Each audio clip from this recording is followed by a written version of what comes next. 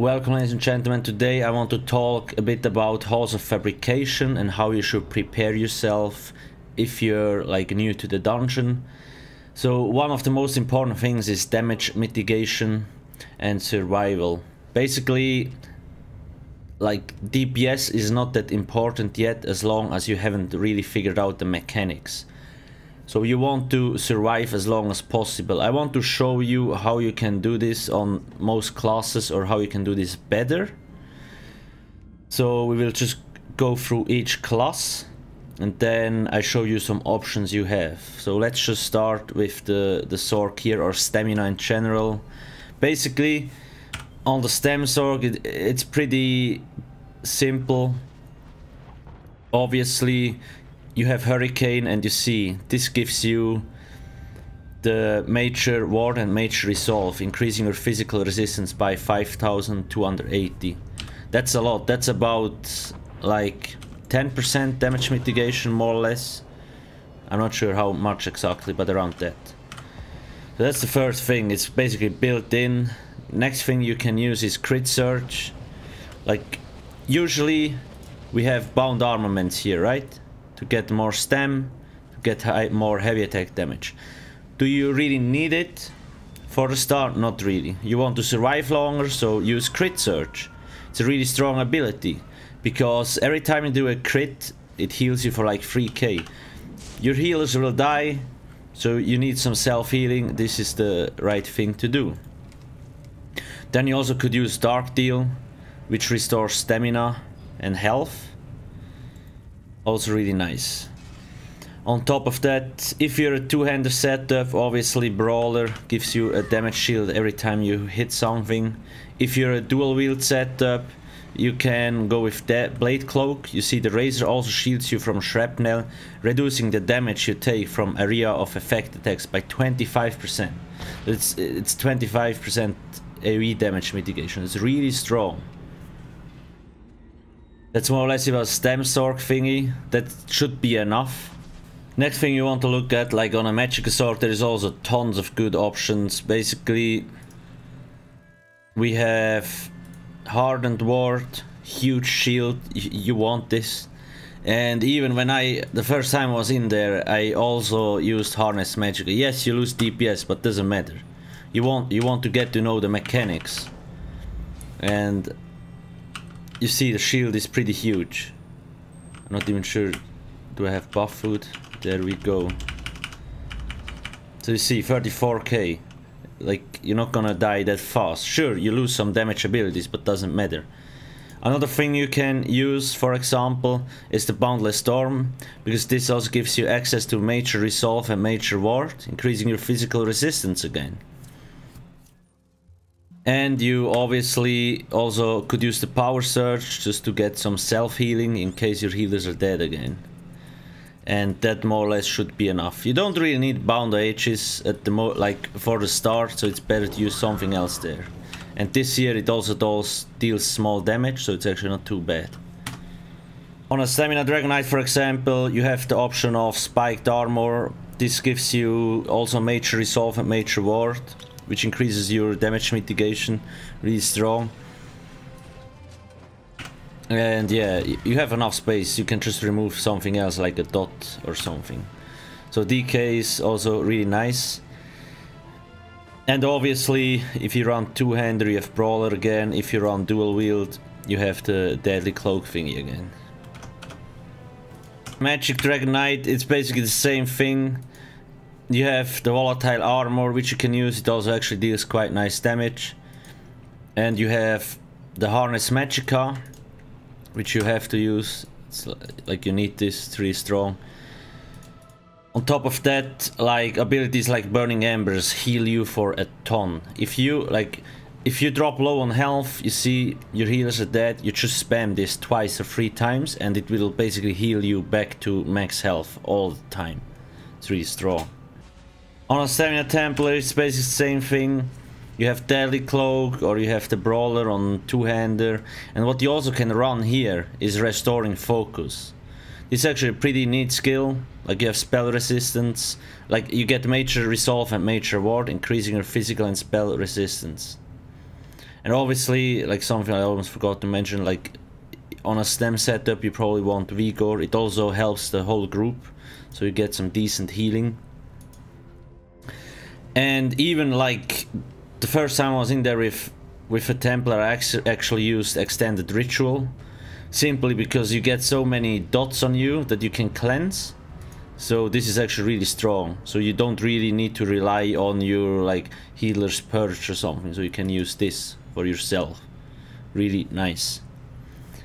Other than that, you could slot Repentance for like some burst heals if there is dead mobs on the ground, but I do think like with this and the Extended Ritual more or less should be enough.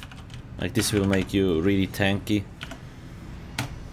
and you're almost immune to dots. On a Magica Templar, it's basically already built in. The channeled focus, you see, again, Major Resolve, Major Ward, and gives you magic recovery, so you have this no matter what you do. And obviously the Harness Magica, those are the best things to go to.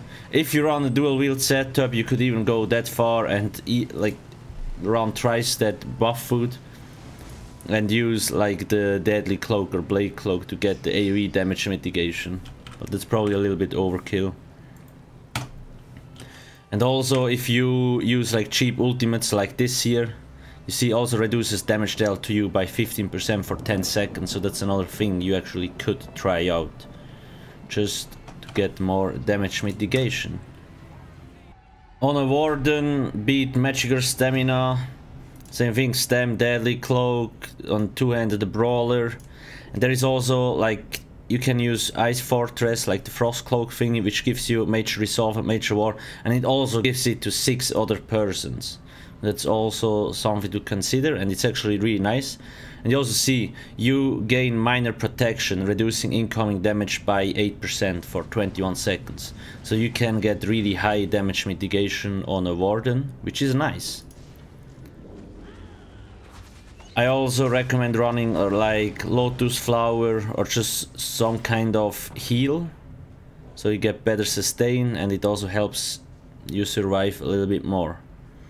Obviously if you're on a Magica dude, Harness Magica, you're good to go.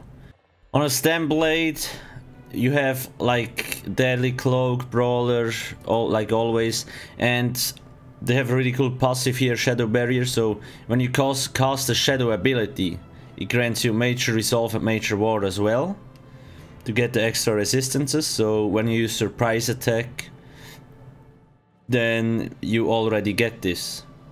Or you also could use a Shade or something, but like if this is your spammable, easy peasy, you will use it every 6 seconds, so you never really let go of the bonus, because it only has a 6-second duration, so you need to have it in your rotation more or less. Now on a Magica Nightblade, same thing, Shadow Barrier. It's actually easier to get because you will either use Twisting Path or Refreshing Path. Now, what should you run at the beginning? Maybe Refreshing Path is the better idea because it also provides some healing to the group. And obviously, if you are in a group and you want to use AoE abilities, Sap Essence is the way to go. Like, this gives so much healing to the group, it's insane. So that's, if you have a Nightblade, make sure he runs this stuff, because it's a lot of extra healing on top of your other healers' healing. So it's really nice. Obviously, Harness Magica, same thing again, or I just have this morph here. It's all really good. In terms of tanking, I still recommend like running the high health setups, especially at the beginning, because you don't know a lot of mechanics and there is a lot of really hard hitting abilities and dots in the trial. If you run 30k health, like some dots do 20k damage. If you run 30-40k health, you're dead in 2 ticks. If you run 60-70k health, you're safe. And I'm aware like Dragon Knight slightly got nerfed with the Igneous Shield change and the balance thingy, but it's still good to go. You just need to time the stuff better. Like with your ultimate and the potions, you can still use it quite often till you have to recharge it. Like, I can use this still a lot of times. I can use my ulti, potion. You see, like, I can still spam it a lot. So you just need to learn when to use the shielding correctly, because that's a huge group support. That's why Dragon Knight tanks are so strong, because you give those big shields. Like, it's just, previously it was like 10k, now it's 7k. It got slightly tuned down, but you see, like, I still could like spam it almost 10 times or something. So you just need to time intense phases correctly, so you know, okay, in the next 5 to 10 seconds there's a lot of incoming damage, so maybe you want to use this every 2 seconds to shield up your group members, and it will still help. It's still by far the strongest setup for tanking in there currently. I haven't tried other classes in terms of tanking, but Dragon Knights, I don't think anything can outperform them, because you get resources back from ultimate. You have like a health based heal, can crit for like 60-70k. You shield your group members, and if you're an Argonian on top, you also have like unlimited magicka. It's too strong. So yeah, health build is still the way to go in there, at least for the beginning. Later on, when people learn how to avoid damage, etc., you can, and you know like how to avoid dots, you can tune down the health a little bit. But for now, I really recommend going as high as possible. Now on a healer, what should you wear? I highly recommend wearing Mending, because this is one of the sets that gives you huge damage mitigation. And you see, it only reduces weapon damage, but you have to know all monsters, no matter whether they are like a melee fighter or a mage, they always only have weapon damage. They don't know spell damage. So this also reduces fire damage and all that kind of stuff from mages.